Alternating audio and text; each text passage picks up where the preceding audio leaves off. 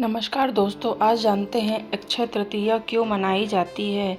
अक्षय तृतीया, जिसे आखा तीज के नाम से भी जाना जाता है, हिंदू धर्म का एक अत्यंत शुभ पर्व है। इस दिन किया गया दान, जप और तप अक्षय यानी कभी नष्ट न होने वाला फल प्रदान करता है। अक्षय तृतीया पर क्या करें?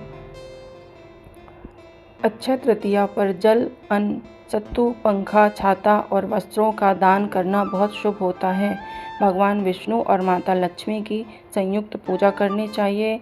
इस दिन सोना, चांदी, नया वाहन खरीदना समृद्धि का प्रतीक माना जाता है। अक्षय तृतीया से जुड़ी हुई कई पौराणिक कथाएं और मान्यताएं भी हैं। उनमें से एक सबसे प्रचलित कथा यह है कि प्राचीन काल में धर्मदास नाम का एक गरीब वैश्य रहता था। वह बहुत ही धार्मिक और दयालु स्वभाव का था। एक बार उसने ऋषियों के मुख से अक्षय तृतीया का महत्व सुना कि इस दिन किया गया दान और पूजन अत्यंत फल देता है। गरीबी के बावजूद उसने इस दिन गंगा स्नान किया और अपनी क्षमता के अनुसार जल से भरे घड़े, जौ, सत्तू, गुड़, वस्त्र और स्वर्ण का दान ब्राह्मणों को किया। उसकी इतनी अटूट श्रद्धा और पुण्य के प्रभाव से वह अगले जन्म में कुशावती का राजा बना। वह इतना प्रतापी और वैभवशाली हुआ कि स्वयं त्रिवेद ब्रह्मा, विष्णु और महेश भी उनके राजमहल के उत्सवों में ब्राह्मण का वेश धरकर शामिल होते थे। माना जाता है कि अक्षय तृतीया के दिन ही आदि शंकराचार्य ने एक गरीब महिला की निस्वार्थ भावना से प्रसन्न होकर कनकधारा स्तोत्र का पाठ किया था। उस गरीब महिला के पास दान देने के लिए केवल एक सूखा आंवला था, जिसे उसने पूरी श्रद्धा से शंकराचार्य जी को दे दिया।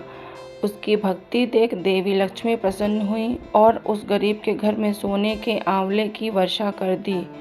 महाभारत काल की एक कथा के अनुसार वनवास के दौरान भगवान श्री कृष्ण ने पांडवों को अक्षय पात्र प्रदान किया था। इस दिव्य पात्र की विशेषता यह थी कि इसमें से भोजन कभी भी समाप्त नहीं होता था, जिससे पांडव और उनके यहाँ आने वाले अतिथि कभी भूखे नहीं रहे।